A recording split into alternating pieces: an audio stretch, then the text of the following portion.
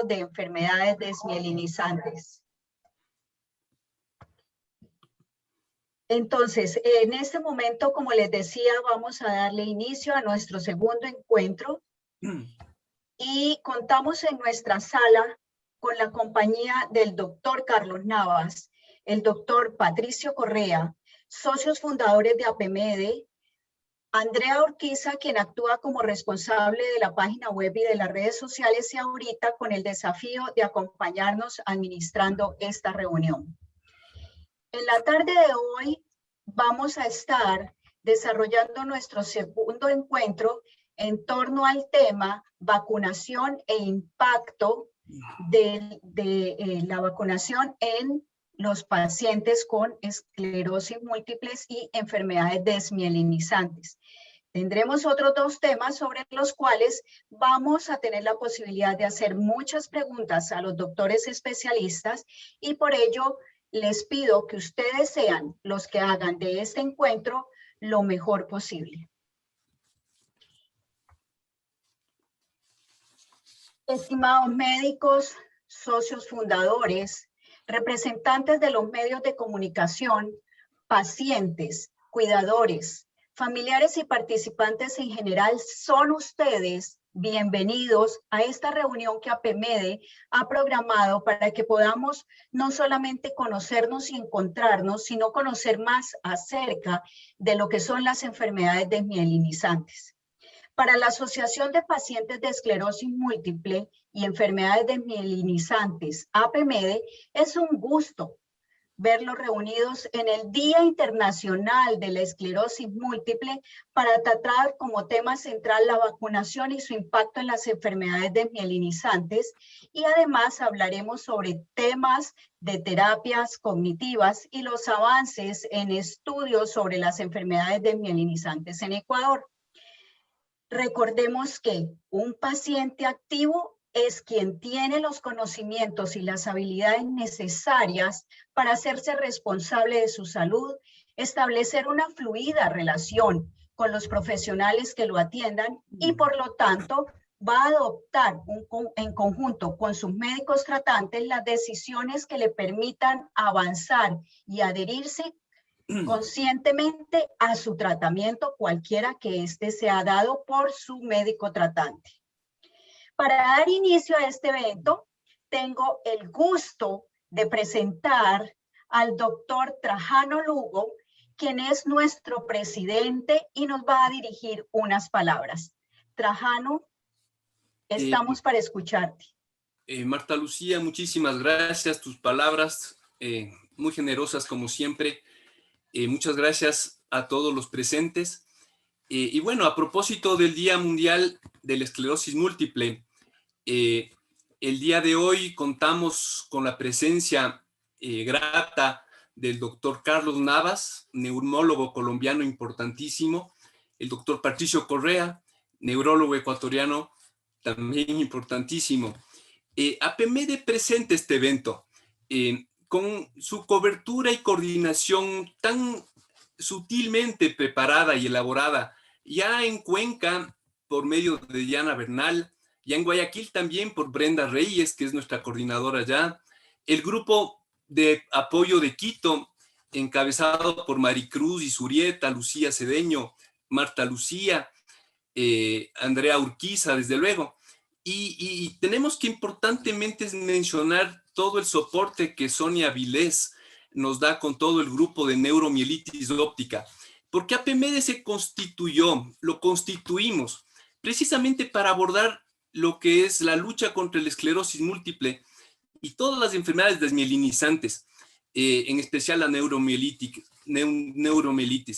Recordarán que ayer que nosotros conversamos en la charla, o nos conversaron y recordamos sobre la resiliencia, como la capacidad de afrontar la adversidad y lograr adaptarse bien ante las tragedias, los traumas, las amenazas o el estrés severo, en realidad, que se vive. Por resiliente no significa dejar de sentir ni malestar, ni dolor emocional,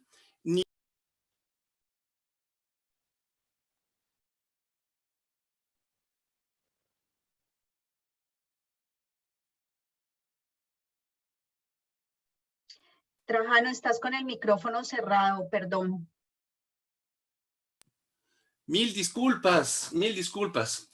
Es parte del problema, ratos. Ahí me escuchan. Perdón.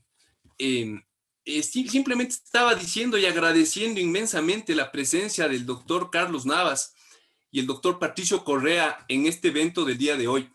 Y que claro, a propósito del Día Mundial de la Esclerosis Múltiple con APMEDE se organizó.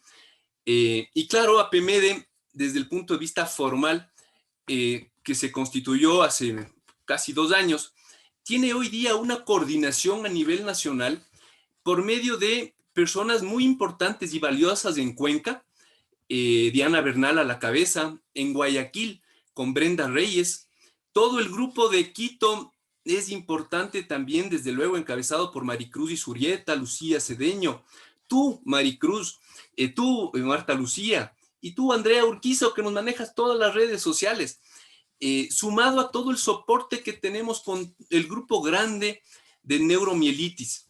Les mencionaba y les recordaba ayer, perdónenme que no me escucharon, no lo conecté bien. Ayer escuchamos una charla maravillosa en donde nos hablaron de la resiliencia.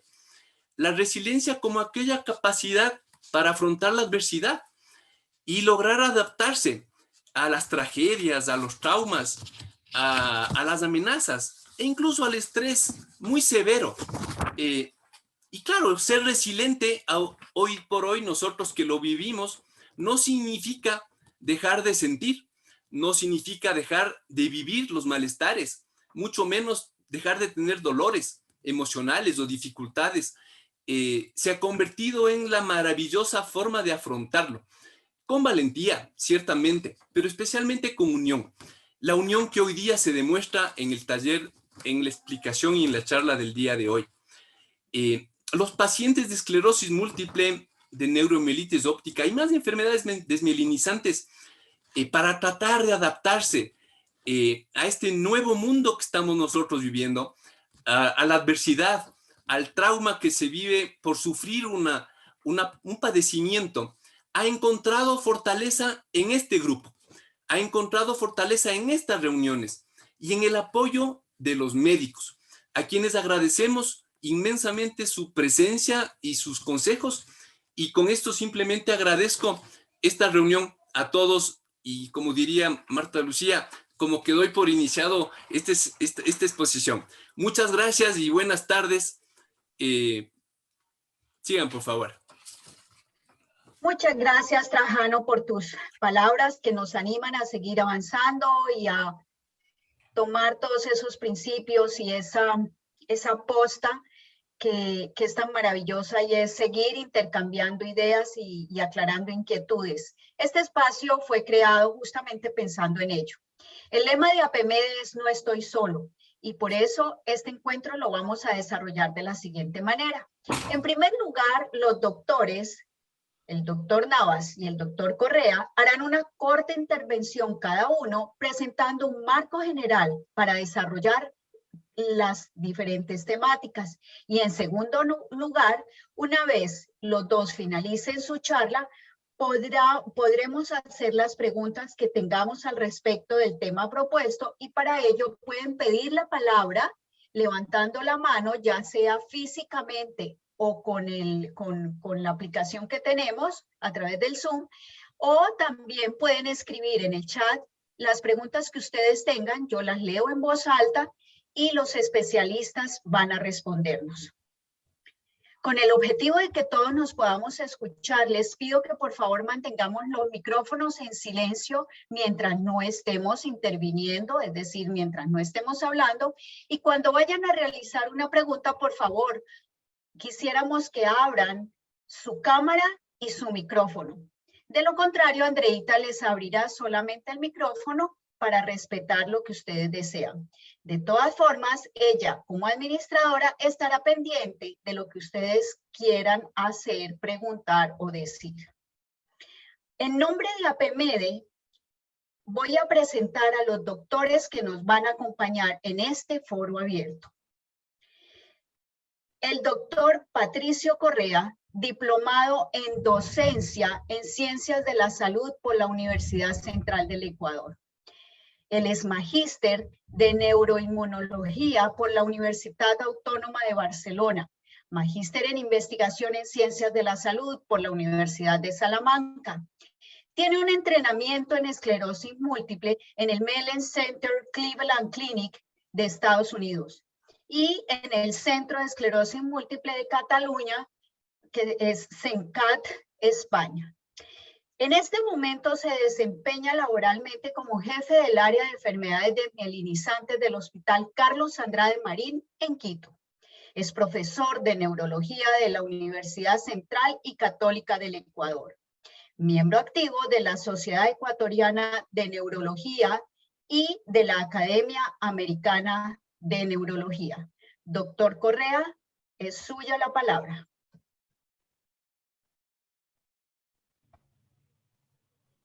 Buenas tardes a todos, muchas gracias por la invitación, gracias a PMEDE. Para mí es un honor compartir el panel con el doctor Carlos Navas, quien es presidente del Comité Latinoamericano de Esclerosis Múltiple y quien es un neurólogo muy conocedor del tema. A continuación les voy a compartir aquí la presentación. Espero que me avisen por favor si todos ya lo pueden ver. Sí, doctor, muchas gracias. Perfecto. Bueno, en esta ocasión vamos a hablar acerca de las investigaciones sobre enfermedades desmielinizantes en el Ecuador. Y en ese sentido, lo que he tratado de hacer en esta exposición, más allá de explicar cada uno de los estudios que hemos realizado, es hacer una información de las investigaciones a lo largo del tiempo. Por lo tanto, he dividido esta charla en lo que se hacía antes de investigación, lo que se ha hecho durante este año y cuál es el futuro.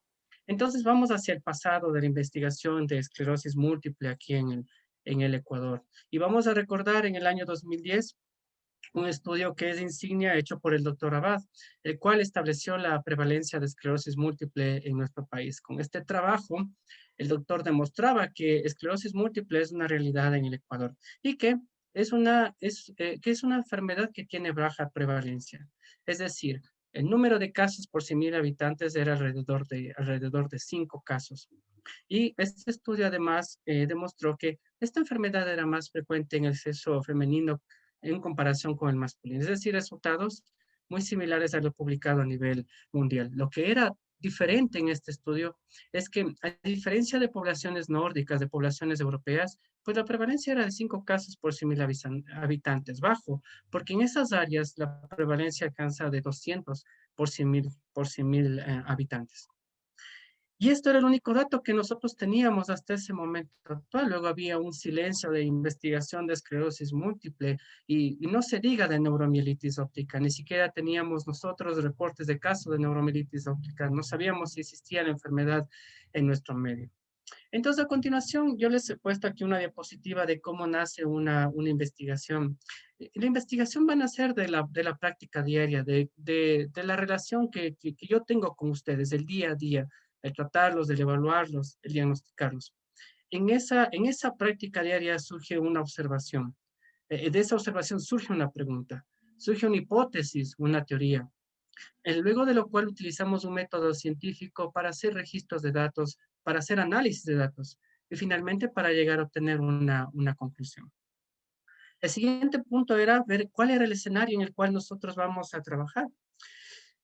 Nosotros tenemos una ventaja, una fortaleza en el Ecuador para hacer investigación. Y es que el grupo de pacientes con esclerosis múltiple y neuromielitis ópticas están en hospitales de tercer nivel, en las 3 ciudades principales del Ecuador, como son Quito, como son Guayaquil y el caso de Cuenca.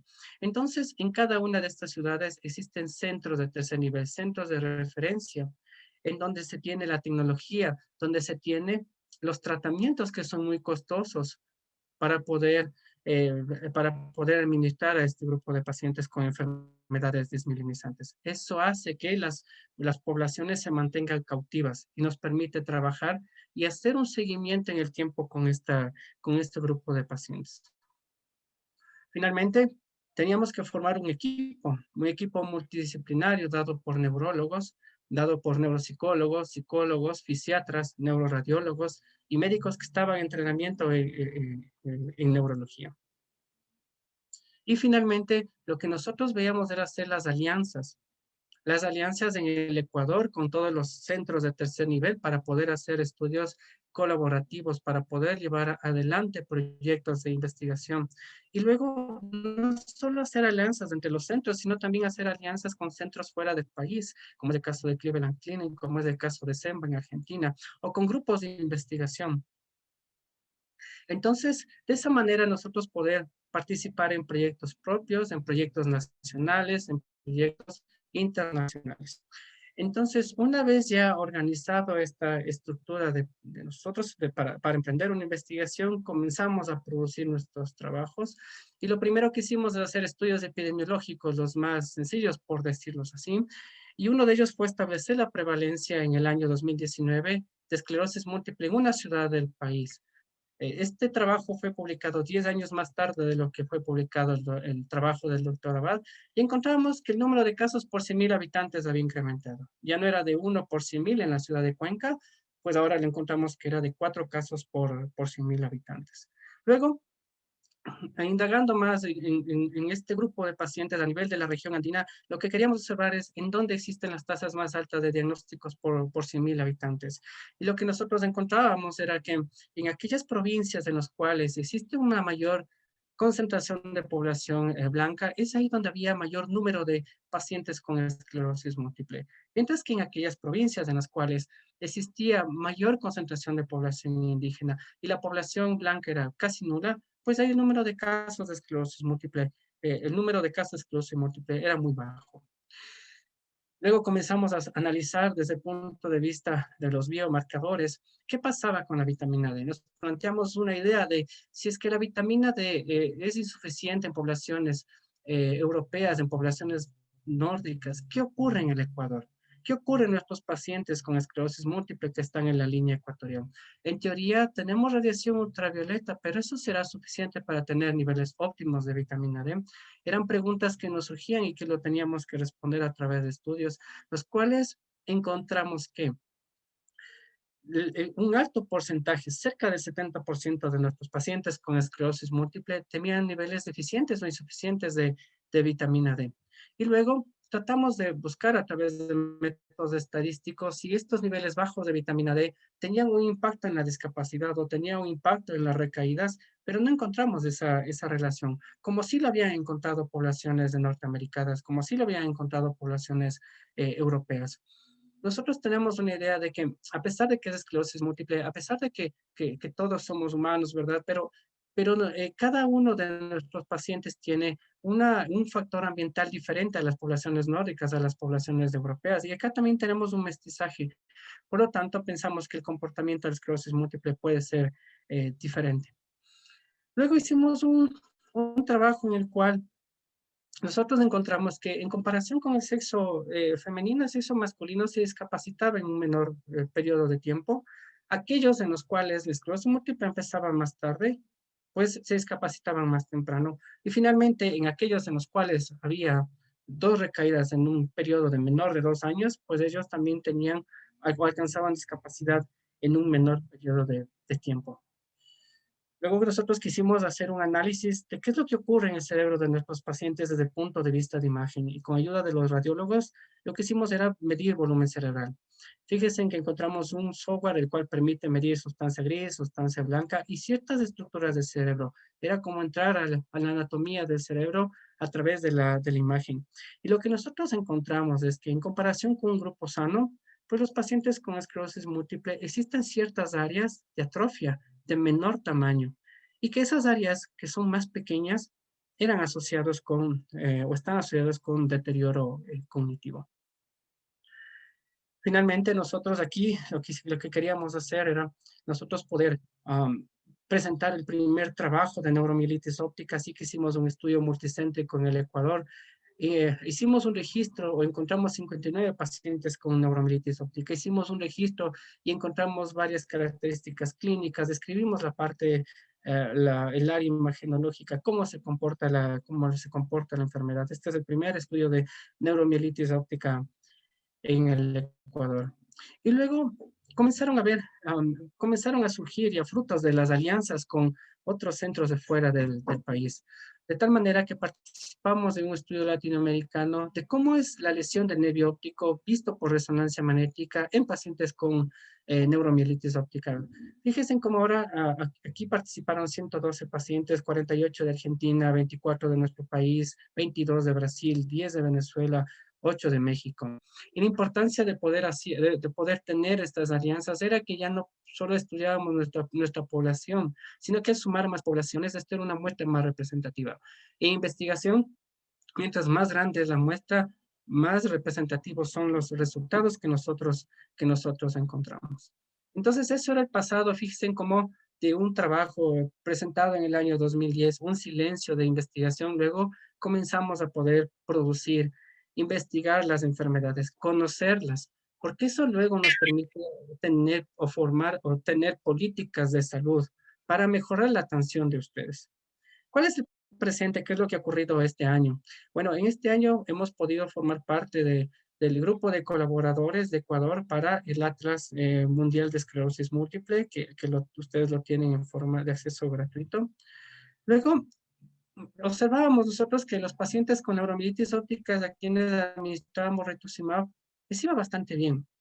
Pero esa era nuestra observación. Ahora, a través del método científico, podíamos ver si es que en realidad el administrar rituximab a nuestra corte de pacientes tiene la misma importancia que lo que ocurría con otras cortes descritas a nivel mundial.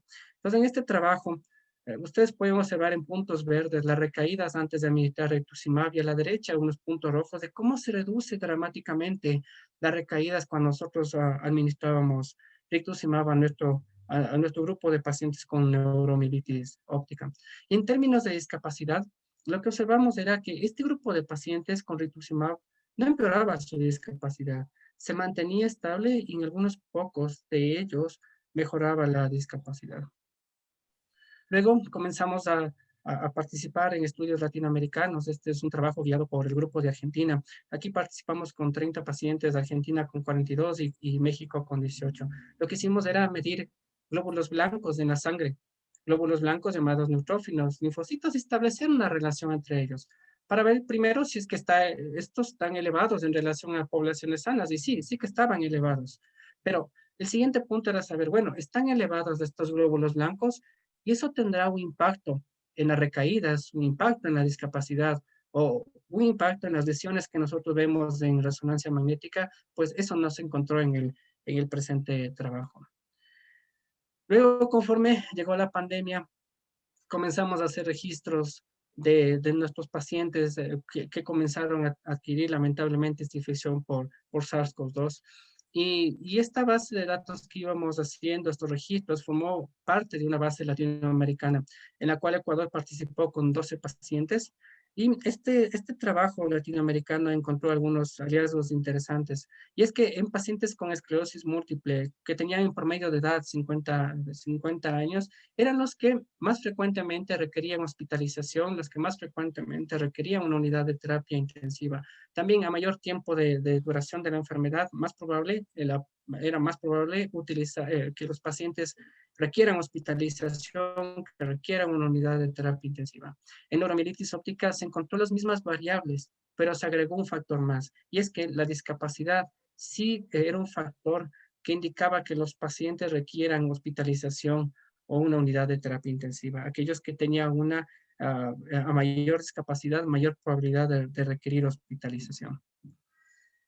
Y para abril de este año nosotros participamos en otro trabajo a manera de un póster en la Academia Americana de Neurología para poder determinar si es que las recaídas que tienen los pacientes con neuromielitis óptica, si tienen una asociación con el desenlace en cuanto a la recuperación de la visión.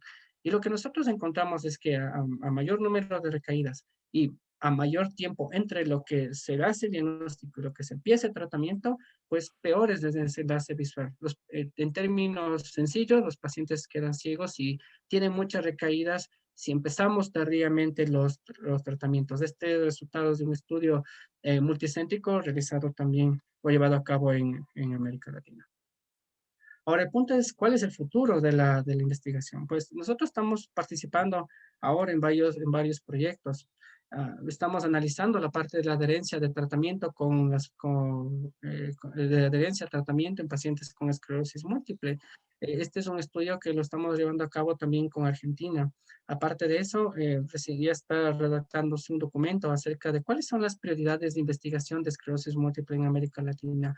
Y nosotros como Ecuador habíamos planteado que una de las prioridades de investigación era conocer factores pronósticos. Ya habíamos trabajado en ello en nuestra corte, así que queremos ver si es que encontramos algún factor pronóstico en nuestros pacientes que generalmente son mestizos, no son una población blanca, como es el caso de la población europea o las poblaciones norteamericanas.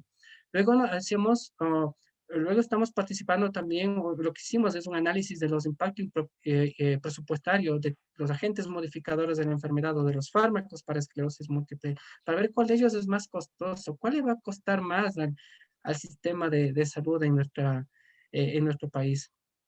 Luego estamos participando en un estudio del estado de neuromielitis óptica en América Latina. Las lesiones del nervio óptico visto desde resonancia magnética en pacientes con neuromielitis óptica y finalmente unas pruebas de validación de una escala neurocognitiva en nuestra corte de pacientes. Así que en cuanto a investigación, ustedes pueden observar cómo el pasado ha cambiado, el presente estamos haciendo investigación continua con este grupo de trabajo y para el futuro se vienen también cosas interesantes. Finalmente, ya hemos terminado la redacción de una guía ecuatoriana para el diagnóstico y tratamiento de esclerosis múltiple, que pronto la vamos a llevar al Ministerio de Salud Pública y esperamos que lo puedan aprobar para que de esa manera el acceso a los medicamentos sea mucho más fácil, no sea un proceso tan engorroso, que tarde 1 año o 2 años la aprobación de un medicamento para poderlos tratar a ustedes. Finalmente, les quiero dar las gracias por nuevamente permitirme compartir estas diapositivas con ustedes y estoy abierto a las preguntas que ustedes me quieran hacer. Muchísimas gracias, doctor Correa, por compartir todos estos avances que estamos viviendo en el Ecuador en torno al tema. Y bueno, voy a darle paso al doctor Carlos Navas, quien es nuestro expositor internacional.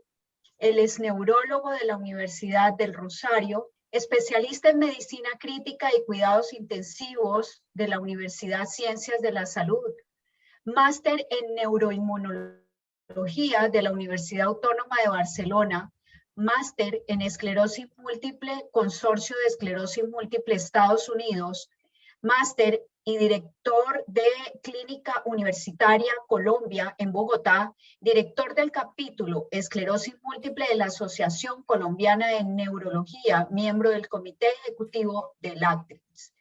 Doctor, muy buenas tardes y muchísimas gracias por estar aquí con nosotros para acompañarnos durante esta tarde. El gusto es mío y el placer, Marta. Muchísimas gracias a PDM por la invitación, a Lucía, Marta, por toda la logística y a Patricio por el acompañamiento. Muchísimas gracias por estar y para mí es un honor estar con ustedes. Voy a compartir mi pantalla. ¿Me confirman si la ven en este momento? Sí, doctor, gracias. Bueno, entonces, a hoy tenemos que en el mundo hay 17 vacunas aprobadas y 34 están en fase 3. Más o menos tenemos 1,5 billones de personas vacunadas en el mundo, pero desafortunadamente pasamos los 3,5 millones de personas que han fallecido por este virus. El desarrollo de las vacunas, esto es simplemente una pequeña introducción. Tenemos diferentes tipos de vacunas que son a través de virus completo, un virus inactivado que es muy diferente a tenerlo en una forma activa, y estos virus inactivados, digamos, en una población inmunosuprimida son vacunas que se pueden aportar, así como las vacunas chinas Sinopharm y Sinovac.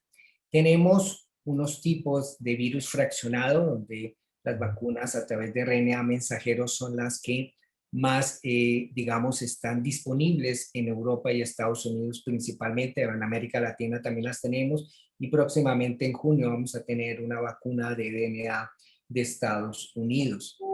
Tenemos a su vez de virus fraccionado a través de vectores como la AstraZeneca y la Johnson, y finalmente de virus fraccionado, que en este momento no tenemos ninguna, pero se está probando con éxito en otra enfermedad, en VIH, esta vacuna, y esperemos que el estudio fase 3 que dio buenos resultados y podamos tener noticias a futuro. ¿Qué factores son de susceptibilidad y gravedad que conocemos actualmente para la infección severa por el SARS-CoV-2? En pacientes con esclerosis múltiple, y también de lo que estaba comentando el doctor Patricio, a mayor edad tenemos que necesariamente la mayoría de infecciones, entre más senescente está nuestro sistema inmunológico, mayor gravedad. El sexo masculino, la ascendencia afroamericana a través de estudios que nos ha dado el estudio de seguimiento de la cohorte americana, comorbilidades como la obesidad, la insuficiencia renal, la hipertensión y la diabetes son factores que pueden llevarme entre un 60 a 90 veces más la posibilidad de hospitalización e incrementarme 2 o 3 veces más la posibilidad de muerte. Variables ya relacionadas con enfermedades mielizantes tipo esclerosis múltiple, fenotipos progresivos, el estado de discapacidad y sobre todo ya con una limitación importante en movimiento, y los estudios tanto italianos como un estudio ahorita, una cohorte de 2.600 pacientes, es un artículo en revisión de una cohorte internacional, donde el uso reciente de corticoides 1 o 2 meses antes en altas dosis es un factor que incrementa casi 2 veces las posibilidades de hospitalización y 3 veces más la posibilidad de muerte. Y unos datos de seguridad, posiblemente, discúlpeme, el uso de terapias anticedentes, sobre todo más de 2 años de rituximab, puede incrementar el riesgo de hospitalización, pero no necesariamente de fallecimiento. ¿Qué datos tenemos de las diferentes vacunas aprobadas por las entidades regulatorias? Tenemos y su relación con los tratamientos modificadores de enfermedad. Tenemos las vacunas, voy a colocar el cursor con láser, vacunas de RNA como la Moderna y la Pfizer, vacunas de virus inactivos con la de Sinopharm, y las que van a posiblemente a autorizarse en junio, la de Novavax. Vacunas de vectores virales como la de Johnson y Johnson, antes llamada Janssen. Janssen fue el que la desarrolló, Johnson la compró. Vacunas de vector viral de chimpancé como la AstraZeneca, y aquí podríamos colocar también la vacuna de Sputnik V. Coloco en este extremo derecho la vacuna de virus atenuado, que es la MEISA, que no está aprobada ni por la FDA, ni por la EMA, ni está en Latinoamérica. Una de las vacunas que no se deben aplicar en los pacientes inmunosuprimidos en general son vacunas de virus atenuados. Entonces coloco esto es como referente para las demás vacunas. Entonces, ¿qué tenemos de eventos adversos necesariamente con estas vacunas? Tenemos algunos casos de parálisis facial con las vacunas de RNA mensajero, 6 casos en aproximadamente 40 millones de vacunas. Son muy exóticos y posiblemente no excede la probabilidad, digamos, por azar de tener una parálisis facial con este tipo de vacunas. Necesariamente con las vacunas de virus inactivo no hemos tenido mayores reportes de seguridad. Con la de Johnson Johnson, un informe de recaída en esclerosis múltiple en un paciente que no estaba tratado, y también un incremento de fenómenos trombóticos venosos en sistema nervioso central que sigue siendo muy exóticos y en cerca de un caso en 1 millón, sabiendo que la infección por SARS-CoV-2 puede llevar a un caso en 350,000 personas. Con la vacuna de AstraZeneca tenemos unos eventos de desarrollo de mielitis transversa que fueron muy raros, y también los fenómenos trombóticos que hicieron que la EMA y la FDA pararan temporalmente la aplicación de esta vacuna para posteriormente reactivarla al mes siguiente.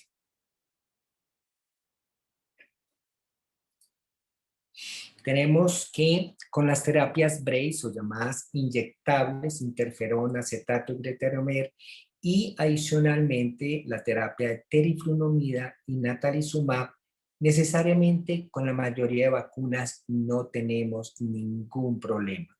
Lo que sí tenemos que ajustar es posiblemente el día que vamos a tomar teriflunomida, ese día me puedo vacunar, no hay ningún inconveniente.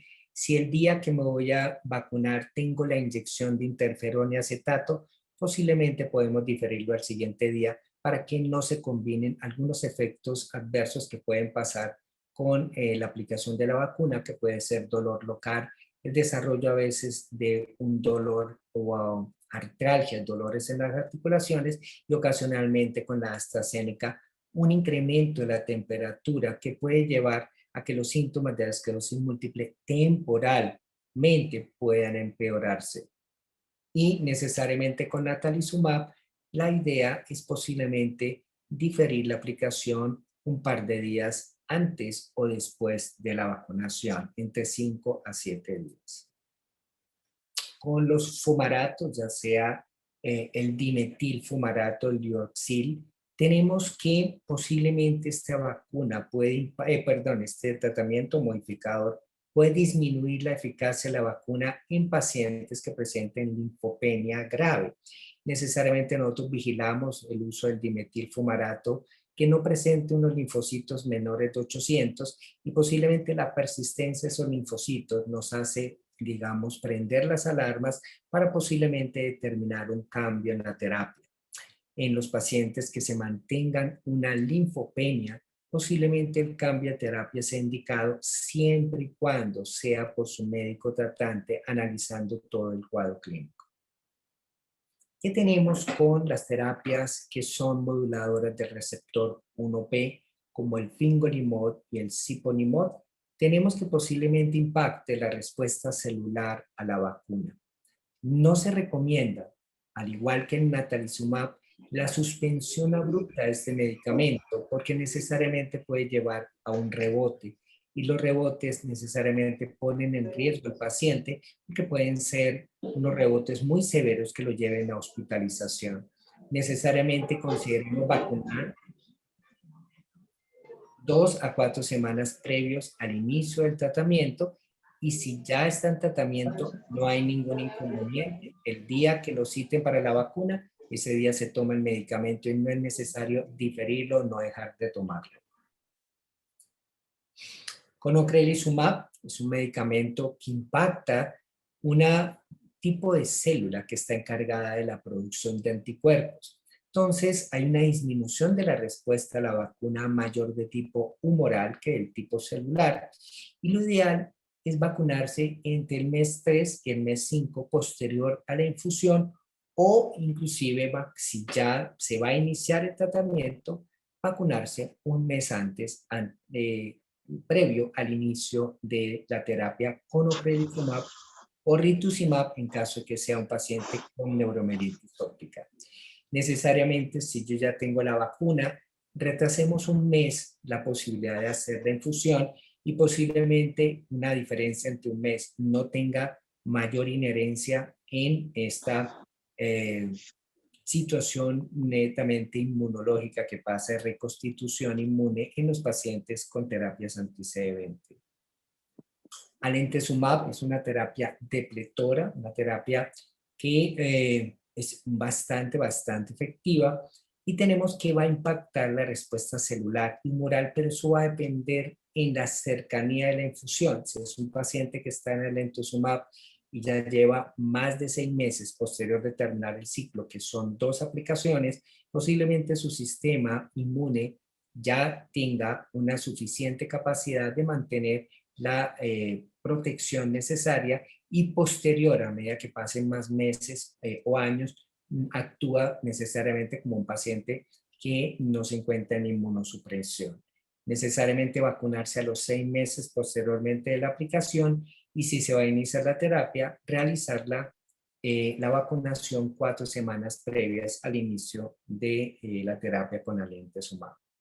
Y finalmente con Clarivine vamos a ver una mayor disminución humoral que celular y necesariamente también vacunarse antes de iniciar esta terapia, pero el impacto de este medicamento va a ser menor que al Lentezumab y posiblemente consideremos reiniciar el curso 4 semanas posteriores a la toma del ciclo de Clarivin. Otro, y ya esto es para finalizar los tratamientos modificadores de enfermedad, pero hablemos de los corticoides que utilizamos en las crisis o en las recaídas, y los corticoides impactan la respuesta celular más que lo humoral. Necesariamente después del pulso, 5 días después necesitamos nosotros ya estar listos para la vacuna. Y si vamos a iniciar corticoides, necesariamente utilizarlos un mes antes. Entonces, esta es la recomendación en general. Vemos que las vacunas necesariamente no tienen ningún inconveniente, no me impactan necesariamente la enfermedad. Hace 2 días salió ya una revisión con las vacunas de AstraZeneca y lo que vemos en pacientes con esclerosis múltiple, y vemos que necesariamente hay un grupo de pacientes que por la temperatura tienen un deterioro temporal de la sintomatología, pero no necesariamente un incremento de recaídas. Entonces son seguras. Vemos que las consideraciones necesitamos y cada vez aprendemos más de estas características de la vacuna, saber si vamos a tener necesidad de un refuerzo. A este momento no lo sabemos. Que necesariamente los pacientes de riesgo son hombres con mayor discapacidad, con fenotipos progresivos. Hay que cuidarse más en estos fenotipos, y necesariamente entre mayor edad tenemos más riesgo de COVID grave, y si presentamos comorbilidades, enfermedad coronaria, hipertensión, diabetes, esto puede sumar para tener una infección mucho más grave. A hoy no tenemos claro muy bien, a pesar de que varias cohortes ya nos están diciendo que posiblemente con la terapia anti-CD20 existe mayor riesgo de hospitalización, no necesariamente el riesgo de muerte, y tener en cuenta los datos que le acabé de comentar de corticoides. En mayo del 2016 salió las recomendaciones del CDC que causaron bastante controversia y confusión en los pacientes, donde las personas vacunadas podían necesariamente ya tener una vida completamente casi normal y no necesitar máscara en la mayoría de sitios, excepto si eran sitios donde hubiera mucho aforo o fueran sitios como un hospital o clínica. Pero una cuestión importante, esto no aplica a los pacientes inmunosuprimidos, a pacientes con enfermedades inmunodebilitantes y sobre todo que estén en tratamientos inmunosupresores. Entonces, las recomendaciones que les voy allá para finalizar: hay que mantener el distanciamiento social, uso de tapabocas necesario. Sí, en general no hay que cambiar el tratamiento que se tenga el paciente y siempre se debe considerar caso por caso. Realizar la vacunación cuando esté disponible. No estamos en América Latina en la capacidad de poder elegir la vacuna. ¿Cuál es la mejor vacuna? La que te coloquen. Esa es necesariamente, pero dependiendo de las características propias del paciente, habrá que hacer unos cambios en los tiempos de aplicación de estas vacunas. No tenemos una vacuna preferente en los pacientes tipo esclerosis múltiple o neuromielitis en este momento. Necesariamente necesitamos usar mascarillas, practicar el distanciamiento social y mantener el lavado de manos regularmente. Como conclusiones, la esclerosis múltiple no parece aumentar el riesgo de COVID-19 ni su severidad. La susceptibilidad aumenta a la medida que nos presentamos con personas que están contagiadas. Posiblemente algunos tratamientos como corticoides 1 o 2 meses antes, y posiblemente las terapias anti-CD20 pueden incrementar el riesgo de hospitalización. Las terapias que tenemos depretoras, que son altamente inmunosupresoras, pueden impactar la respuesta a las vacunas, pero no necesariamente significa que no generan respuesta, y a todos los pacientes le insistimos que tienen que vacunarse. Este era el mensaje que tenía que traerles, y muchísimas gracias por la invitación.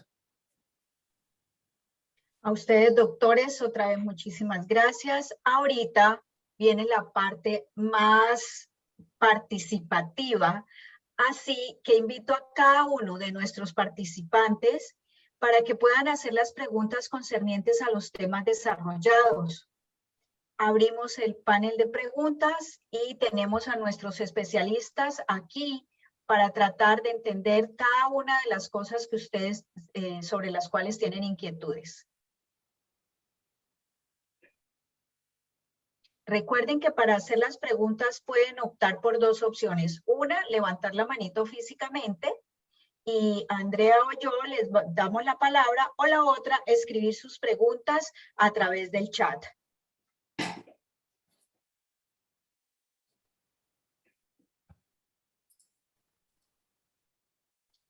Diana, tienen la palabra.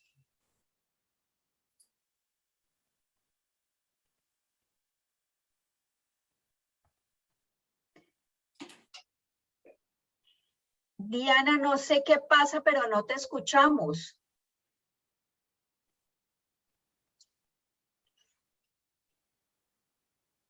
Te veo que estás haciendo la pregunta, no tienes micrófono cerrado, pero habla allí a ver qué pasa. No, no te escuchamos. Andreita, Diana tiene el micrófono abierto.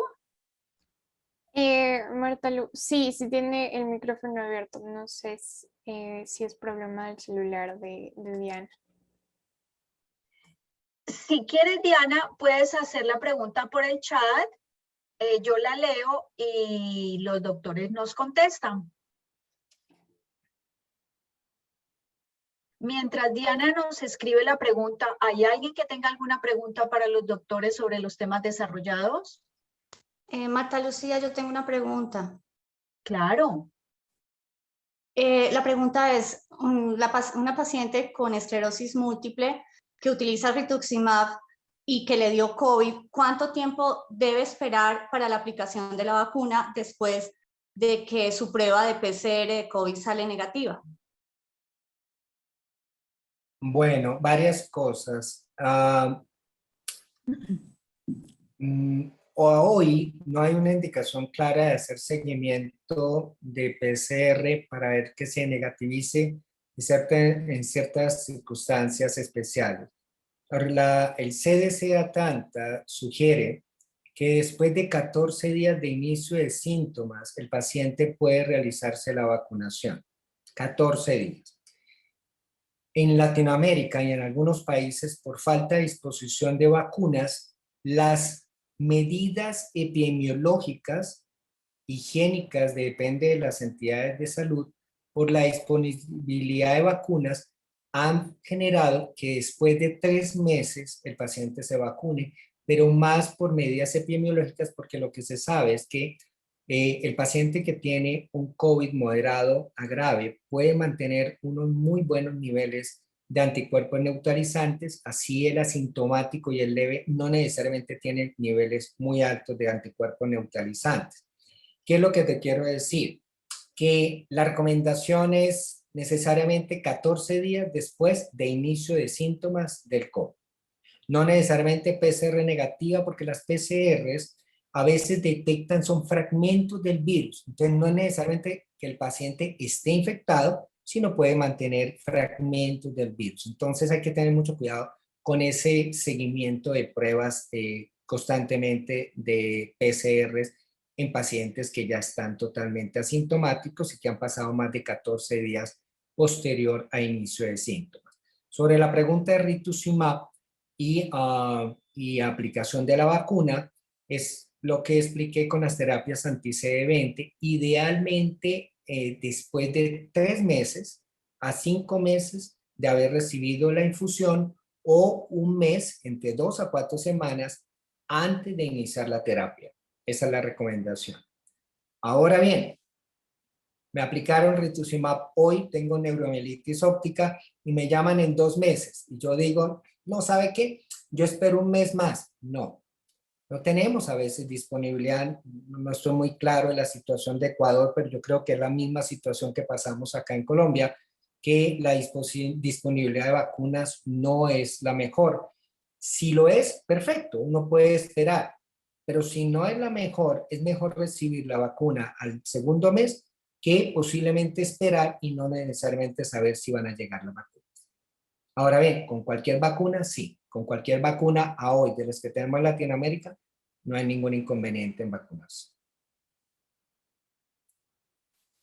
Pero eso hay que mirarles. Ahí veo que Luis Romero nos dice, no sé, y el doctor Patizo me puede corregir, ¿cuál es la recomendación del Instituto Nacional de Salud del Ecuador acerca de vacunación post-COVID? Acá en Colombia lo colocaron 3 meses por disponibilidad de vacunas, pero es una situación que es por disponibilidad de vacunas. En la realidad, inmunológicamente, si yo ya mejoré y ya pasé el tiempo de recuperación del virus, yo ya estoy en capacidad de recibir la vacuna. No sé, el doctor Patricio, cómo están las recomendaciones de vacunación post-COVID en Ecuador. Sí, ha ido cambiando un poco la recomendación porque al inicio lo que hacían era, decían que el paciente que ya ha tenido COVID no debe de vacunarse. Eso era al inicio. O sea, ya dio COVID y no tiene que vacunarse. Ahora esto ha cambiado y luego cambió a que aquellos profesionales de salud que fuimos los primeros en vacunarnos, aquellos que les dio COVID, 6 meses después pueden ya recibir la vacuna. Y esto era por las razones que explica el doctor Navas, que por disponibilidad de vacunas. Entonces Totalmente. ahora, sí, ahora sé que cambiaron ya 3 meses. Entonces es el tiempo que está manejando el Ministerio de Salud entre 3 a 6 meses. Y es un poco por la disponibilidad de vacunas. Pero tener claro que inmunológicamente, después de que tú ya te mejoras del COVID, puedes vacunarte. Por ejemplo, viajas a Estados Unidos, te vacunas a los 14 días.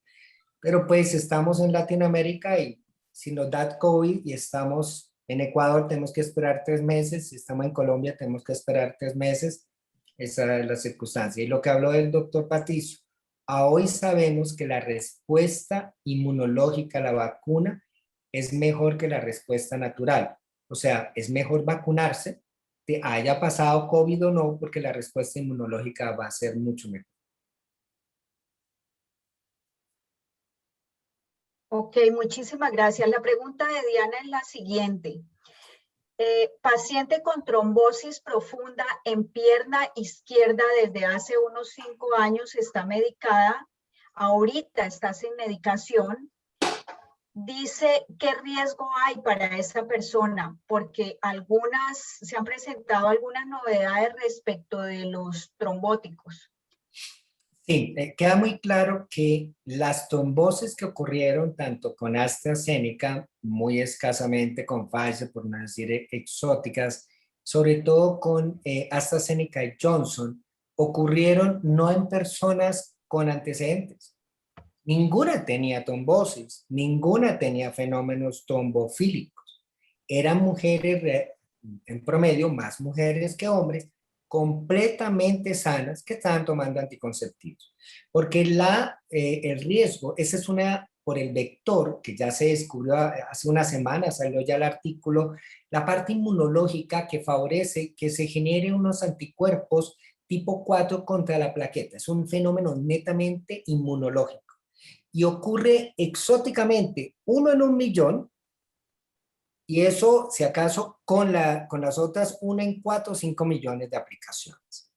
Y siempre en personas que no tienen ningún síntoma, ninguna comorbilidad. Ahora bien, en personas con comorbilidad no se ha visto tampoco este riesgo e inclusive disminuye en personas mayores de 50 años. Entonces, la recomendación del CDC Atlanta es claro. No requieres tromboprofilaxis, no requieres aplicarte enoxaparina ni tomar aspirineta, no requieres nada. Simplemente que el riesgo es mínimo. Ahora bien, teniendo esos riesgos, debes saber que el riesgo es mucho, mucho más alto que te dé COVID de tener un fenómeno trombótico al de la vacuna. O sea, hay que tenerle más miedo al COVID que a la vacuna. O sea, en ese orden de ideas, lo ideal es vacunarte y necesariamente no se considera una contraindicación en este momento que hayas padecido una trombosis venosa profunda.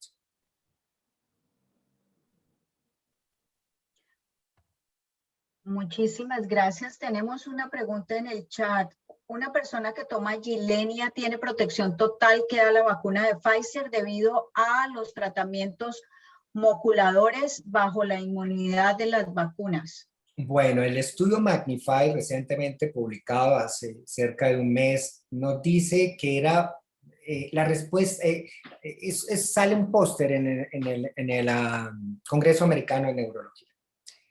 La respuesta de Clarivine fue buena, pero llamó la atención que Fingolimod tuvo una respuesta disminuida de anticuerpos. Y eso lo hemos visto en otros estudios que se han hecho con toxoide previamente, con Fingolimod, posiblemente por el impacto que pueda tener sobre los linfocitos B.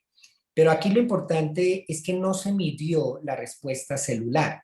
Entonces, esto es algo bien importante. La respuesta humoral es importante, o sea, la producción de anticuerpos, pero una respuesta duradera y muy buena que se ha visto en otras patologías, estamos hablando de artritis reumatoidea con otros inmunosupresores, es la protección todavía porque hay respuesta celular, que son los linfocitos TCE8. Entonces, sí le puedo decir que Gilenya impacta la respuesta a las vacunas, por lo menos en esos estudios, ¿vale? Ahora bien, ese estudio tiene unos bias, unas cuestiones que tenemos que mirar. No hubo ninguna correlación de la linfopenia, porque hay que mirar la linfopenia con la respuesta a la vacuna. Entonces, la linfopenia no es un marcador de esta parte. Además, la linfopenia es parte del mecanismo de acción del fingolimod. Entonces, a hoy no podemos decir que están desprotegidos porque hay respuesta celular. A hoy lo que podemos decir es que los pacientes con Gilenya o con Fingolimod deben vacunarse con cualquiera de las vacunas, deben seguir protegiéndose. Esa es la idea.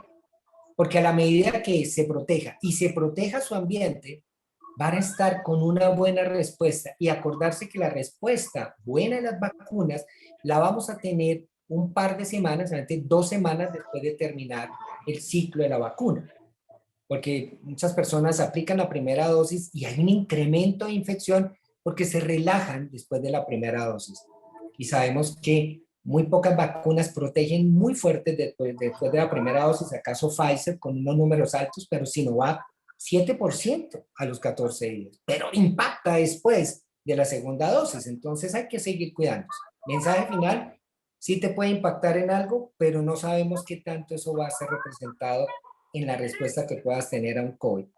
Hoy no lo sabemos. Posiblemente lo sepamos más adelante, pero yo te diría que eso no significa que cambies el Fingolimod porque te está funcionando. No sé, doctor Patricio, ¿qué opina?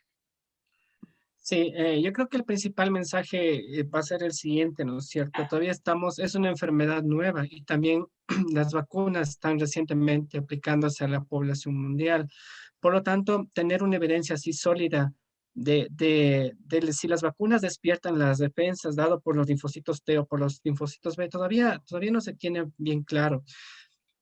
Por lo tanto, lo más importante es seguir, a pesar de estar vacunado, seguirse protegiendo. Porque hay estudios con Fingolimod, como lo mencionó el doctor Navas, con ocrelizumab, que observaban que no producía anticuerpos. Los anticuerpos que provienen de los linfocitos B.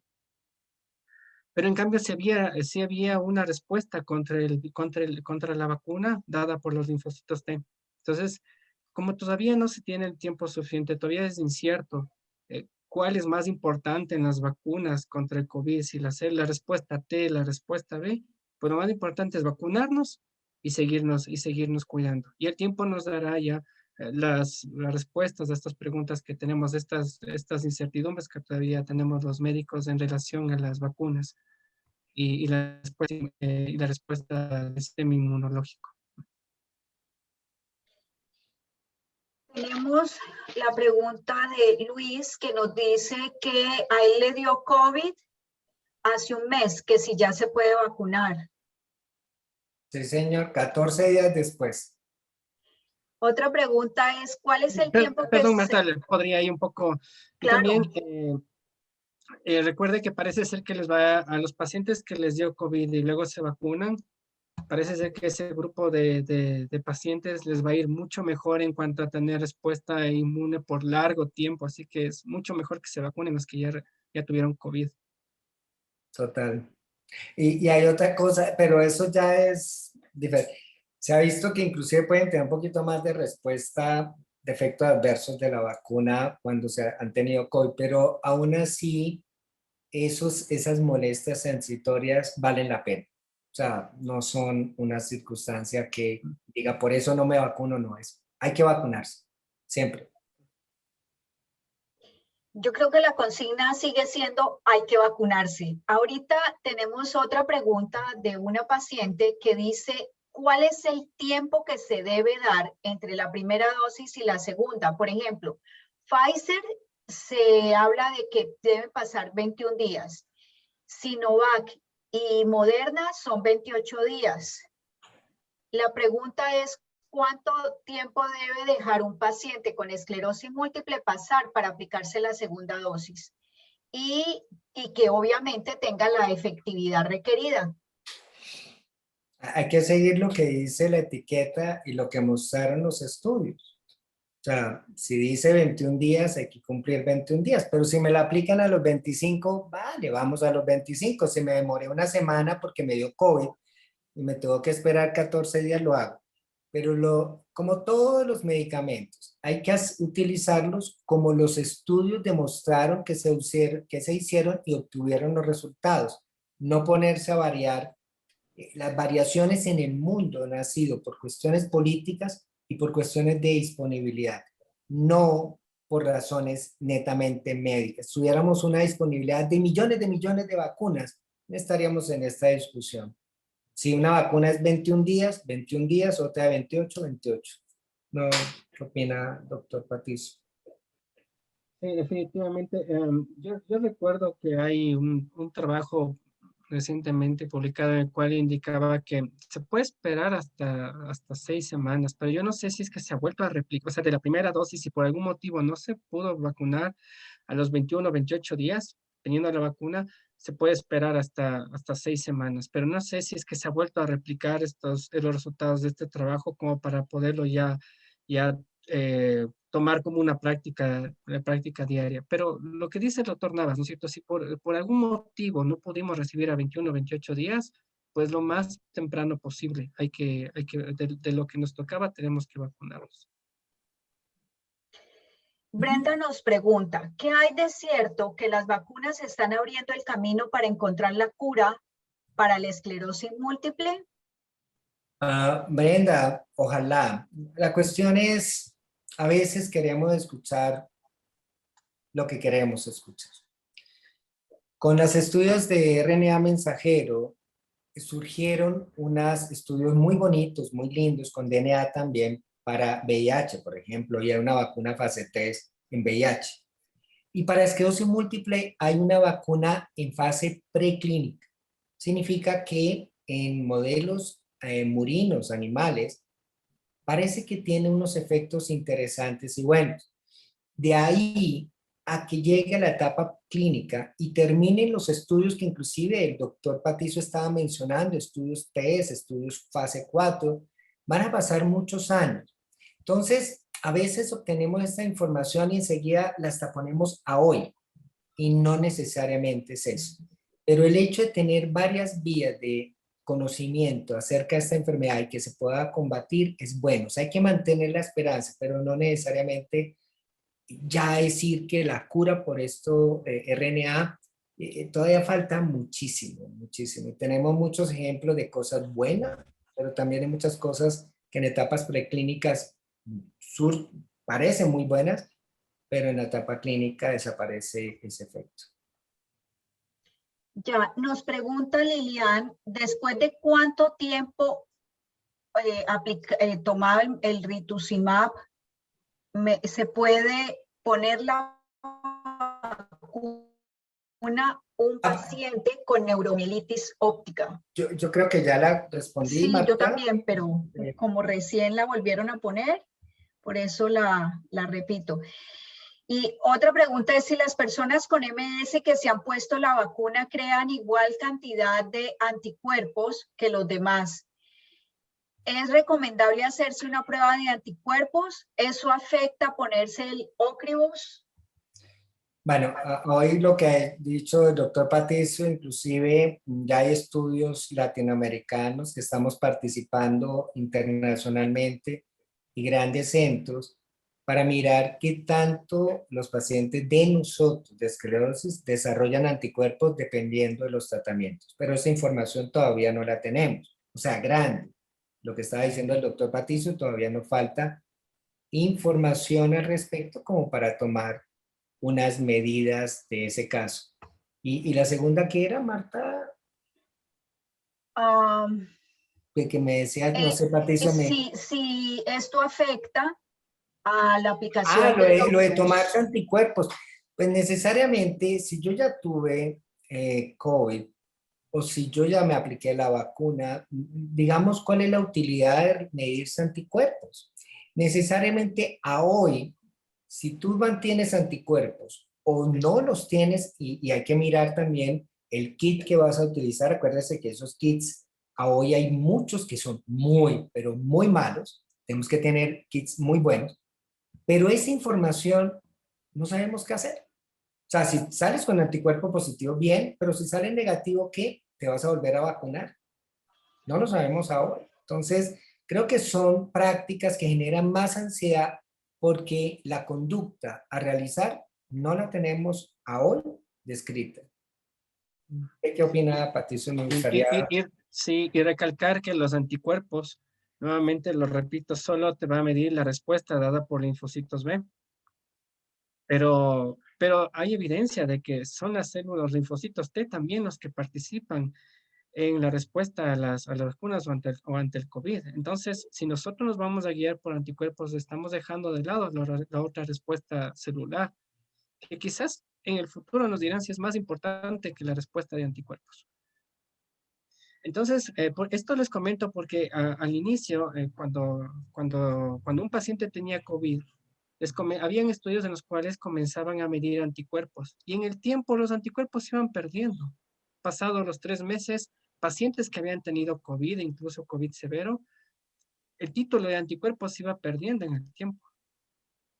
Pero aún así, no tenían el mismo riesgo de adquirir la infección que la población general. Parece ser que otras células del sistema inmune también están participando en las defensas contra el COVID. Por lo tanto, todavía no podemos usar los anticuerpos para podernos guiar si vacunarnos o no. Definitivamente no lo podríamos hacer.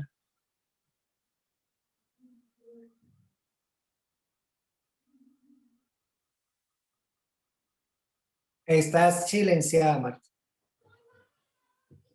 Perdón, gracias. Y la última pregunta que ella misma hace es que si eso afecta a el ponerse el Ocrevus. El Ocrevus, no, a hoy no tenemos que tener o no anticuerpos sea una indicación de infundir o no Ocrevus. A hoy no tenemos claro que esa respuesta sea retirar el Ocrevus o cambiar. No tenemos esa circunstancia porque lo que hemos comentado, lo que comentó el doctor Patricio, hay otra protección que tenemos con los linfocitos TCE8. O sea, a hoy, si yo me aplico la vacuna, me tomo unos anticuerpos, no los he desarrollado y me toca ya por ciclo la infusión de rituximab o ocre, debo hacerla. Porque necesariamente tenemos una enfermedad que no va a decir, oye, tranquilo, yo te espero mientras tú decides. Tengo que aplicarme el medicamento. Necesariamente la respuesta a qué tan efectiva es la vacuna en vos que estás con esa terapia, a hoy sabemos que los pacientes pueden desarrollar menos anticuerpos, pero eso se traduzca en más infección. No lo estamos viendo. Y todavía falta información a futuro. ¿Qué vemos? Que entre las cohortes, Ocrevus no impactó casi una mayor tendencia a hospitalización en el estudio que está en prepublicación. Rituximab, en cambio, sí incrementó hospitalización, pero no mortalidad. ¿Y cuál fue la constante? Más de 2 años de infusión. Entonces, ¿qué es lo que podemos ver? Que hay que cuidarse con las terapias que sean, pero necesariamente hoy no tenemos una indicación de cambiar las terapias. A hoy lo mejor es mantenga su terapia porque tienes una enfermedad. Más adelante miraremos qué tanto esto impacta en el día a día y en la practicidad. Mientras tanto, no tenemos otra información que darle a los pacientes.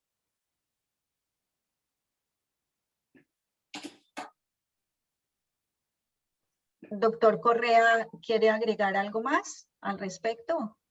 No, Marta, está todo claro. Ya. Pamela nos dice que su hijo, que tiene 16 años, recibió corticoides hace 30 días. Aún no está medicado para la esclerosis múltiple. ¿Puede recibir la vacuna contra el COVID? Sí, debe recibirla idealmente bien. Ahora bien, lo que se documentó es una disminución de la respuesta, pero tu hijo tiene toda la capacidad de responder y de estar poco a nada es mejor siempre poco. Y a hoy no sabemos que esos pacientes tengan una contraindicación, sabemos que pueden tener más riesgo y porque tiene más riesgo, lo cuidamos más. Pero si llaman a tu hijo para la vacuna, bienvenido sea que lo vacunen antes de iniciar las terapias de modificadores de enfermedad. Pero si aún así no consigues vacunarlo, no demores en iniciarle la terapia, porque la enfermedad por lo cual le colocaron los corticoides no va a darle mucho tiempo de espera para que obviamente se vuelva a reactivar. Entonces lo ideal es que consulte a tu médico tratante y que se tome la mejor medida basados en lo que tenemos el conocimiento actual. Tenemos que nos pregunta Trajano si las personas con MS que se han puesto la vacuna crean igualdad de anticuerpos que los demás y es recomendable hacerse la prueba.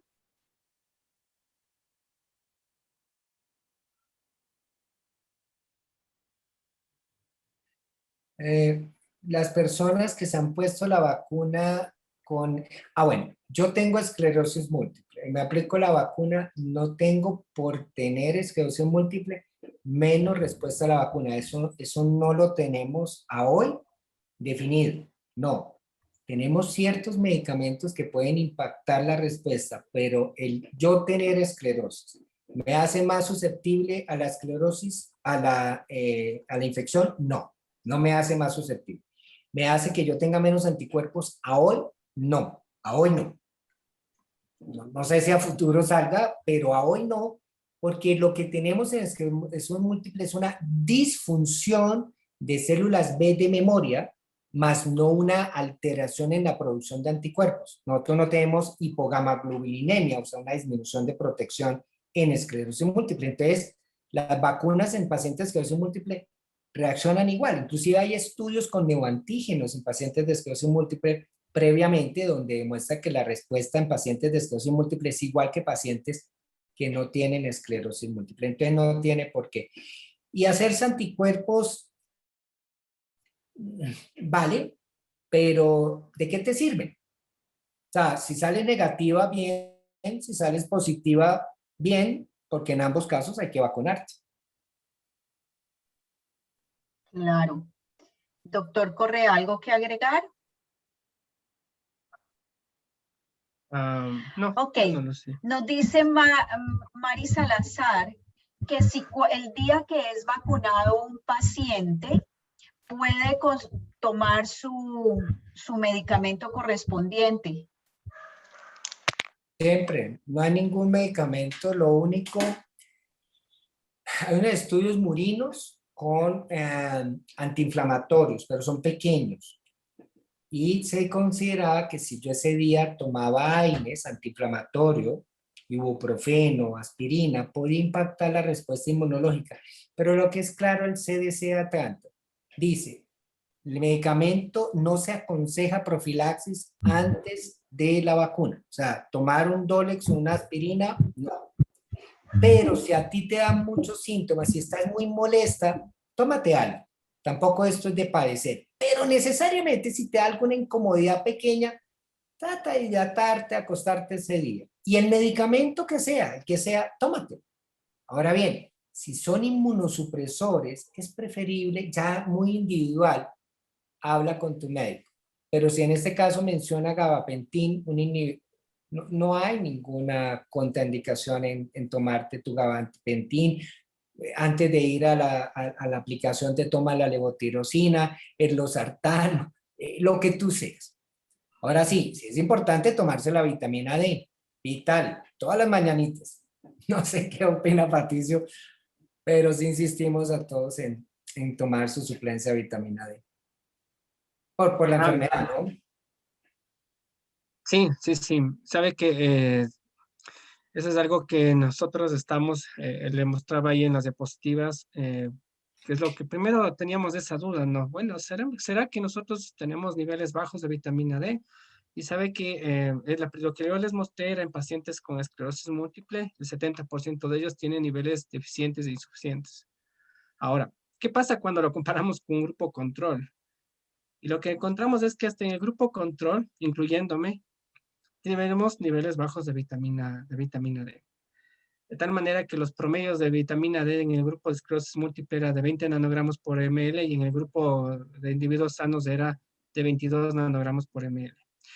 Luego buscábamos, sí, yo tengo 17 nanogramos por ml. Así que, pero es extraño porque si si esto fuera así, no, hubiéramos esperado tener como más casos de esclerosis múltiple si fuera solo la vitamina D. Eso significa que aquí hay más factores ambientales que hacen que la esclerosis múltiple no se manifieste como en otras áreas. Es interesante porque luego hay publicaciones de vitamina D en pacientes con artritis reumatoidea y la prevalencia de deficiencia y insuficiencia de vitamina D es 60%. Luego hay un trabajo en individuos sanos en la región andina del Ecuador y la prevalencia era del 46%. Y las personas que tienen niveles más bajos de vitamina D en el Ecuador son indígenas y son los que viven a grandes alturas en la región andina. Entonces, y es extraño porque en cambio no tenemos esclerosis múltiple en indígenas.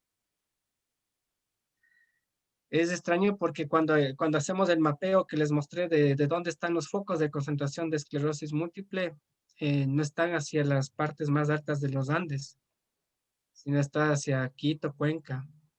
Tiene una altitud de 2.800 metros, pero las deficiencias mayores de vitamina D eran sobre los 3.000 metros de altura. Y las personas que vivían cerca del nivel del mar, ellos son los que tenían niveles más óptimos de vitamina D. Por lo tanto, yo pienso particularmente, y es algo que vamos a seguir llevando a cabo con otros proyectos, de que encontré yo que, por ejemplo, en poblaciones negras, tienen niveles más bajos de vitamina D que en poblaciones blancas, y ellos vivían en las mismas comunidades en Norteamérica. Y los pacientes y los individuos de etnia negra, pues ellos no tenían problemas de mineralización ósea, pero sí los blancos. Así que luego veían una proteína que es la que liga la vitamina D. Y lo que se observaba en los individuos de etnia negra es que tenían niveles más bajos de proteína ligadora de vitamina D y los blancos más altos. Por lo tanto, cada vez que la vitamina D era en forma libre, estaba en más cantidad en los individuos de etnia negra. Por lo tanto, ellos sí tenían más vitamina D, había más biodisponibilidad. A eso lo llamamos biodisponibilidad, la cantidad de vitamina D libre en la sangre. Pero esto no ocurre en los blancos. Entonces nosotros pensamos y decimos, ¿y qué tal en los mestizos? En los que vivimos en esta área ecuatorial. ¿Será que porque tenemos niveles bajos de vitamina D? Donde usted tome en el Ecuador muestras, en sanos, en pacientes con artritis reumatoidea, en esclerosis múltiple, todos tenemos niveles bajos. ¿No será que más bien tenemos niveles también bajos de proteínas ligadoras de vitamina D, por lo tanto tenemos más biodisponibilidad? Porque eso no se ha traducido, por ejemplo, en enfermedades o alta prevalencia de enfermedades de mineralización ósea en el Ecuador. Entonces yo a mis pacientes, cada vez que me preguntan esto, con todos estos datos que tenemos, yo muchas veces les digo, saben que no sé cuál es el rol en realidad de la vitamina D en nuestro medio. Porque en las poblaciones europeas sí, está asociado con recaídas, está asociado con recaídas, está asociado con discapacidad, lo está asociado con discapacidad. Entonces, lo que nosotros estamos haciendo ahora, doctor Navas, es un registro y estamos haciendo niveles de vitamina D a los pacientes y les estamos haciendo seguimiento para ver qué pasa en aquellos grupos de pacientes que tenían niveles bajos con los que tenían niveles altos.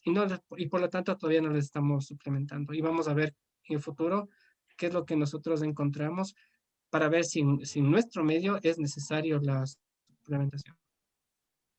Todavía, Sí. así que todavía tenemos esa incógnita, la verdad. Eso es lo que hemos encontrado.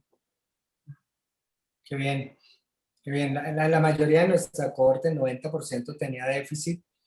Lo que está diciendo el doctor Patricio, esta no es una enfermedad por hipovitaminosis de vitamina D, pero es una tendencia a que el paciente con niveles bajos tiende a irle peor en esta enfermedad. No necesariamente corregirlo te va a ir bien, porque son muchos factores. Las guías americanas publicadas hace una semana sobre vitamina D no sugiere hacer screening general a los pacientes sabiendo que hay disminución, sino en casos muy puntuales y que la población consuma más. Ese es el punto. Hablando del COVID, sí hay metaanálisis con cerca de 84,000 pacientes, donde hay una tendencia a que el paciente, es lo mismo, pacientes con niveles bajos de vitamina D les va peor en COVID que los pacientes con niveles normales. Pero algo muy interesante, el paciente que venía con suplencia en los estudios multivariados y que se le iniciaba suplencia al inicio de síntomas de COVID, tenía una tendencia a irle mejor y a requerir menos intubación que al paciente que nunca se le supletó. Ahora vuelvo a decirles, esto no es que la vitamina D sea la curación, pero es un buen negocio en el sentido de mantener unos niveles de vitamina D, y la mejor vitamina D es tomar sol en horarios de índice UV menor de 3, que no estén relacionados con cáncer. Acá en Colombia, 6 a 8 de la mañana, 4 a 5 de la tarde. Supongo que en Ecuador posiblemente se extienda un poquito más, pero son horarios en que tú te puedes exponer al sol sin necesidad del riesgo de rayos UV cancerígenos. Bueno, ahorita pues hemos recibido bastante información. Muchísimas gracias, estimados doctores especialistas, por habernos acompañado durante este tiempo, por compartir de manera tan generosa con nosotros sus conocimientos y guiarnos en este proceso para convertirnos en pacientes activos. Parte de la misión que en APMED nos hemos propuesto es justamente formar pacientes activos. ¿Por qué y para qué? Es muy importante unirnos en este tipo de reuniones, pues son aquellas las que nos permiten conocer sobre la enfermedad, ocuparnos por nuestra propia salud y no solamente preocuparnos, hacernos responsables del tratamiento, controlar la evolución de esta enfermedad y a partir de ello exigir la mejor asistencia sanitaria con calidad en los medicamentos y atención adecuada en los centros de salud. A continuación, quiero dejar a Sonia Acosta, quien es representante de los pacientes y nos va a dirigir unas palabras. Neuromielitis óptica. Buenas tardes, noches. Mi nombre es Sonia Acosta, pertenezco al grupo de neuromielitis óptica y estaba pensando mientras decía, voy a decir Sonia Acosta, que hace años yo trabajaba guiando tours, presentando el lugar donde yo trabajaba. Ahora soy Sonia Acosta, neuromielitis óptica, en un nuevo tour, con una nueva familia, como es la familia de APMED. Le doy gracias a APMED por esta oportunidad para poder ir juntos en este tour y, como dice Lucía, buscar las mejores formas para mantenernos, para llevarnos y saber que no estamos solos, que estamos juntos. Gracias, Maricruz, gracias a todos. Gracias, doctor Correa, gracias, doctor Navas, por las indicaciones y todas las cosas. Y gracias a todos los pacientes de esclerosis múltiple y neuromielitis que están aquí. Que Dios les bendiga. Gracias, Sonia, Gracias. y a ti por montarte en este tren para acompañar a los pacientes y acompañarnos a todos. Y pues ir formando una comunidad cada vez más grande donde nadie se sienta solo. Este evento viene acompañado de una sorpresa. Se llama la caja de herramientas, que como su nombre lo indica, son objetos. En una caja va a contener unos objetos que servirán para que cada uno de ustedes, desde el lugar donde se encuentren, puedan ejercitar su cerebro y su motricidad gruesa y fina. Para ampliar esta información, invito a Lucía Cedeño, socia fundadora de APMED, para que nos cuente un poco más sobre esto y lo que sigue como desafío para la Asociación de Pacientes de Esclerosis Múltiple y Enfermedades Desmielinizantes, APMED. Para ello, doy paso a Lucía, quien nos va a contar sobre todo este tema. Buenas noches ya. Gracias, Marta querida. Tenemos muchos desafíos aún. APMED fue pues creada por 3 pacientes con esclerosis múltiple que nos unimos, compartimos todos los momentos difíciles y nos apoyamos y decidimos pues ampliar esta unión y poco a poco hacerlo ya a nivel nacional. Conocimos que tenemos una patología con síntomas muy similares que esclerosis múltiple y aprendimos que el diagnóstico temprano permite tener una eficaz respuesta de los tratamientos y del día a día. Nos unimos pacientes con esclerosis múltiple y neuromielitis óptica y pues dijimos, bueno, ahora sí, trabajemos con una caja de herramientas que sea un apoyo para los pacientes, que no nos olvidemos de las terapias cognitivas, físicas, y que el día a día sigamos haciendo todas estas terapias, que seamos constantes. Y pues aquí estamos, APMED es parte de ustedes, nosotros somos parte de ustedes parte de nuestra, y como en nuestro eslogan dice, no estamos solos. Van a venir muchos retos más, vamos a seguir pues implementando nuevas presentaciones psicológicas con expertos en varios temas. Vendrán temas de terapias físicas, cognitivas, y la cajita de herramientas en su momento va a llegar a cada uno de ustedes. Muchas gracias, nos sentimos muy agradecidos por ser parte de esta unión tan hermosa de pacientes. Esta caja llegará con una sorpresa que va a ser muy, muy especial. Llegará en su momento. Muchas gracias a todos. Bueno, y esta caja va a tener elementos, como dice Lucía, que van ustedes a poder utilizar, y lo más importante es que va a ir acompañada no solamente de indicaciones, sino de especialistas que van a estar siendo invitados por APMED para poder guiar a los pacientes en el uso de cada uno de estos objetos. Y para cerrar este evento, además de agradecerle inmensamente a los doctores Correa y Navas, invito a Maricruz también para que nos despida con unas palabras. Muchísimas gracias. Bueno, gracias a todos. Realmente ha sido una tarde muy, muy gratificante. Agradezco a todos los participantes, a quienes han estado aquí presentes, al doctor Patricio Correa, al doctor Carlos Navas, a todas nuestras asistentes, ayudantes y todo en Cuenca, Diana, Guayaquil, Brenda, obviamente Marta Lucía, Andreita, a Trajano y a Lucy y a todos ustedes que son parte de esta gran familia de APMED. APMED se creó, como hemos dicho, con la idea de unirnos a los pacientes, ya que compartimos una misma patología. Todos somos iguales, todos entendemos lo que siente el otro. A veces en nuestras familias no entienden qué es lo que estamos sintiendo, porque no lo han sentido, pero nosotros sí sabemos. Y nosotros al formar APMED queríamos y queremos hacerles ver que no están solos en este camino. Y por eso nuestro eslogan es no estoy solo. Cuenten con nosotros para todo, para consejos, como decimos, para reír y para llorar, estamos aquí. Les agradecemos muchísimo, que Dios les bendiga y a seguir luchando, amigos, que esta batalla no se termina, para atrás ni para tomar impulso. Bravo.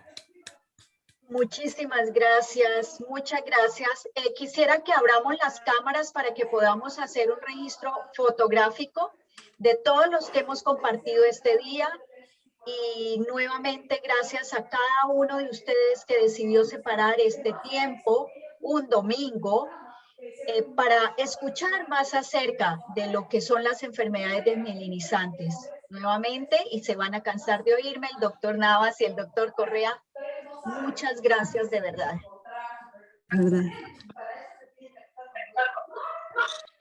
Gracias. Muchas gracias a ¿Listo? ustedes por la invitación. Cámaras abiertas, porfa. Les avisamos, o Andreita, porfa, nos avisas cuando tengas el registro de los 3 pantallazos. Sí, yo les voy avisando ya. Ya. Sonrían.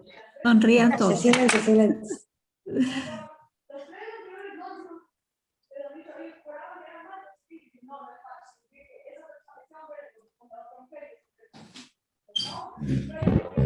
Bien, vuelvan a sonreír.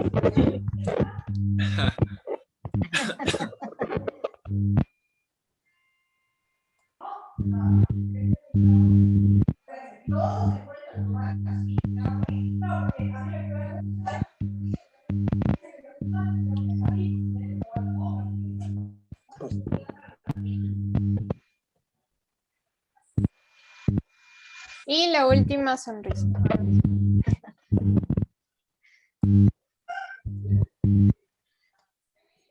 Listo. Gracias a todos por la...